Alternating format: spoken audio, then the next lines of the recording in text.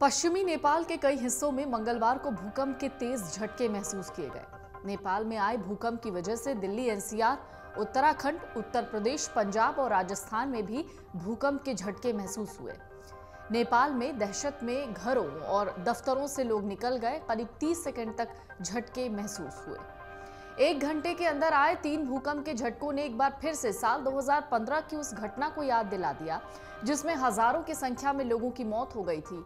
इतनी ही संख्या में लोग घायल हुए थे। इस भूकंप को गोरखा भूकंप के नाम से जानते हैं। साल था 25 अप्रैल 2015। समय के मुताबिक 11:56 पर रिक्टर स्केल पर 7.8 तीव्रता का भूकंप आया, जिसमें 8,964 लोगों की मौत हो गई, जबकि 21,952 लोग घायल हुए।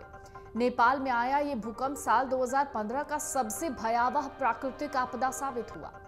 इस दौरान 8 लाख से ज्यादा घरों और स्कूल भवनों को भारी मात्रा में नुकसान पहुंचा।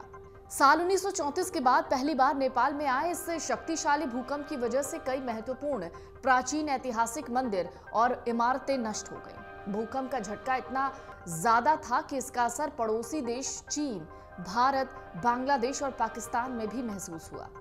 वहीं इस भूकंप के कारण चीन, भारत और बांग्लादेश में लगभग 250 लोगों की मौत हो गई थी। भूकंप का केंद्र राजधानी काठमांडू से करीब 85 किलोमीटर उत्तर पश्चिम और 8.2 किलोमीटर की गहराई पर गोरखा जिले में था। इस भूकंप के कारण काठमांडू में यूनेस्को की विश्व धरोहर स्थलों में शामिल कई पुरानी इमारतों को क्षति पहुंची।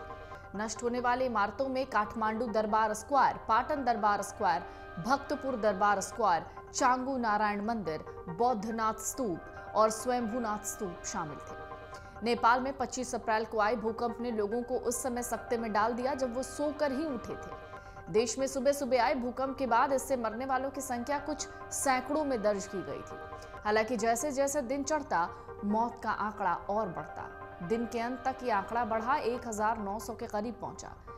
बचाव दल भी राहत और बचाव कार्य के लिए जुटे रहे। दूर दराज के लोग भी वहां तक पहुंचे। जब इसका सटीक आंकड़ा सामने आया तो संख्या 9,000 के पार पहुंच गई। भूकंप के कारण करीब 3 लाख लोग विस्थापित हुए थे। संयुक्त राष्ट्र ने अपने एक रिपोर्ट में बताया था कि इसके कारण नेपाल की 1/4 से ज्यादा आबादी, करीब 80 लाख लोग सीधे प्रभावित हुए थे। देश के कई हिस्सों में एकाएक आए कई भूकंपों की वजह से नेपाल की सरकार ने आपातकाल की घोषणा कर दी थी, जिसके तुरंत बाद नेपाली सेना राहत और बचाव कार्य में जुट गई। वहीं नेपाल ने इस भूकंप में लोगों की राहत के लिए अंतर्राष्ट्रीय समुदाय से भी मदद की गुहार लगाई, जिसमें भारत ने भी बढ़ चढ़कर हिस्सा लिया।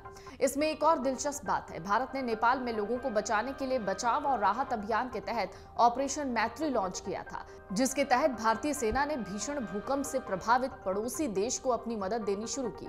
इस ऑपरेशन के तहत भारतीय सेना ने अमेरिका, ब्रिटेन, रूस और जर्मनी सहित कुल 170 विदेशी नागरिकों को सफलतापूर्वक बाहर निकाला था, जबकि 5,000 से ज्यादा भारतीयों को नेपाल से वापस भारत लाया गया था। अमर उजाला अब आपके टीवी पर भी। अपने स्मार्ट टीवी पर YouTube पर सर्च करें अमर उजाला, चैनल सब्सक्राइब करें और देखें ताजा खबरें, वो भी HD क्वालिटी में। और हाँ, बेल आइकन दबाना ना भूलें ताकि हर खबर हो आपके घर। अमर उजाला, निष्पक्ष, निर्भीक, निरंतर।